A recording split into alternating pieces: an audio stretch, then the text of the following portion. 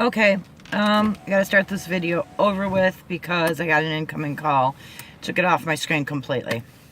So, I am right now at my son's school waiting for him to come out. So I'm gonna tell you guys about my accident and the story of my accident. So that way you guys can get a better understanding of where I'm coming from. And so let's get started again, and hopefully a call does not interrupt me while I'm doing this video because I'm not good at answering the phone and doing all this tech stuff. So it was August 25th of 2009, and a friend of mine and myself decided to go to the water park the next day, and it was her and me and 9 children, including my son Joe, who was 1.5 at the time. And we went to the water park that morning. We spent a couple hours there, and it was in, I believe, Ypsilanti. If any of you are familiar with Michigan, you'll kind of know what I'm talking about in direction and locations and things like that. And if you don't, I'll try to be as visual as possible. We decided to, end the day at the water park, and that, it was early afternoon. It was probably around maybe 12, 1, something like that. And so our plan was to separate. She took 4 kids with her. I took 5 with me, including my son, who was 1.5. And we decided that we were going to separate. She was going to go by her house, I believe, to change or something. And I was going by my parents' house to pick up my son, or I'm sorry, my nephew, who was going to be waiting for me to go to Greenfield Village. And Greenfield Village, if you don't live in Michigan, is one of the biggest museums here. It's phenomenal. So I really recommend going there. So I was on my way to my parents, and I got to Greenfield and Paul intersection. Now, Greenfield and Paul, for those of you guys who are not familiar with where I live, is not even a half a block from my parents' house. You can visually see my parents' house from that street and that intersection. And those of you who are familiar with it, you know my story already, well, pretty much, and what I've told you. So I was waiting at the light. The light was red. You could complete your turn on red, but I never did because I had seen so many accidents at this intersection that I was very leery of this intersection. So the car before me, the traffic cleared, went across the road and went down, the street, the Paul, which, runs alongside the side of my parents' house. They live on the corner. And there was a car behind me. So I pulled up into the median area, and the light was still red, so I waited. And I always knew to take like a pause at that intersection because of the fact that, like I said, there had been so many accidents there. So the light turned green, and I hesitated for a second. It started to proceed out, and then for some reason I stopped, and I wasn't even doing 2 miles an hour at this point. I stopped, and I looked to my right really quick. And the next thing I know, I see a BMW logo coming to the side of my van. Now, I was in a full-size conversion van, so you can imagine the size of the van that we were all in and everything. And like I said, I saw the BMW logo come right for the side of the van. So I screamed to the kids, "Brace yourself. We're going to get hit." And when this happened, I figured, okay, we're going to get hit. No big deal. I'm thinking in my head, oh my God, my husband's going to kill me. I'm going to get in an accident. All these things are going through your mind in that split second. I got hit. I got broadsided on the passenger side. And it wasn't one car, it was 2 cars. And they were 2 16-year-olds racing down Greenfield. And like I said, they came out of nowhere. I mean, literally nowhere. And the rate of speed they were going was 78 miles an hour. That's what the internal data on the vehicle said, 78 miles an hour. I was doing 2 miles an hour. So you can pretty much see that I was at a standstill, and they were going so fast that there was no control, nothing I could do to prevent this accident from happening. So I got broadsided, and when that happened, it rolled my van 4 times. And as I'm rolling, the van is rolling, I'm screaming to the kids, and this is going to be a little bit hard for me, so I might take a pause or two here and there. A second car hit me, pushed me into a telephone pole, which rocked my van back onto its side. So it was passenger side down, driver side up. So I was suspended in air, and my son, who was behind me in his car seat, suspended in air, and then all the other kids were more closer to the ground. The first thing I remember once the van stopped was my nephew Shane, who by marriage was sitting next to me. He was standing on the ground, and I couldn't quite comprehend how he was standing on the ground when we were in the van. And he said, "Please tell me that this was all a dream." And I started to kind of connect the dots. Okay, we just got hit, and I'm like, why am I in the air? And all these thoughts are going through my head all at one time. And then I started thinking about, oh my God, the kids. I smell gas. I'm thinking about the kids. So I'm screaming to them, if you can get out of the van, get out of the van.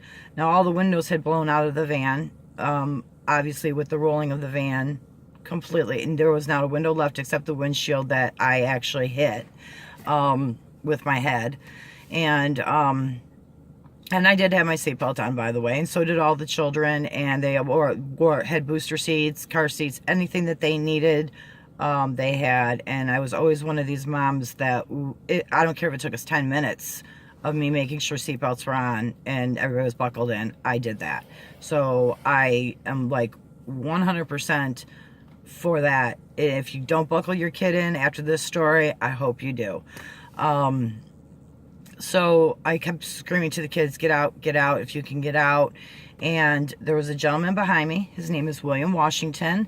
And he stopped, automatically pulled his car over onto the median and came running over. And, you know, I noticed that the kids were getting out through the window that was the driver's side up. So who was left in the car was me, my son Joe, who was 1.5, not talking or anything at that point, and had been asleep at the time that the accident started, and then my stepdaughter at the time. And she had fallen asleep, and her leg had been between the seat and the door is exactly the point of impact. And so her foot was caught between the door and the seat. So they're worrying about getting me out, and I couldn't understand why they weren't worrying about getting me out. And I'm trying to take my seatbelt off, thinking, okay, I've got to get to the two small kids because they're going to be scared, and I can hear crying and everything. And I'm trying to release my seatbelt, and I'm like, why can't I release my seatbelt? Why is my hand not working? My left hand not working? It was not I was not comprehending in my mind. I thought maybe I broke my hand, I broke my wrist. So, I reached over to the right and I unbuckled my seatbelt. When I did that, I actually hung myself. And we had a metal wagon between the seats that we were using to, you know, move the kids around at the water park and stuff like that, because, you know, they didn't have the plastic ones back then. Well, they might have, but I had the metal one. And I fell into the metal wagon, but I was half hanging and half in the metal wagon. And so I crunched my back. But I ended up landing next to my stepdaughter. And she was crying, and I was trying to console her and tell her to calm down and everything. And then, you know, hold my son's hand. But I kept on saying, why can't my left hand, why can't I reach him? Why can't I put my hand out there to him? And at this point, still not comprehending my injuries were as severe as they were. And William and this other gentleman were working to get everybody out. And the next thing I know, there was this gentleman inside my car, inside my van, and he was standing up, and I saw the terror in his eyes when he made eye contact with me. And I was like, why is he looking at me like that? And then he just, with all of his strength and all of his might, was wrenching the seat. And he finally wrenched the seat away enough to get my stepdaughter unseatbelted and then lift her up through the window.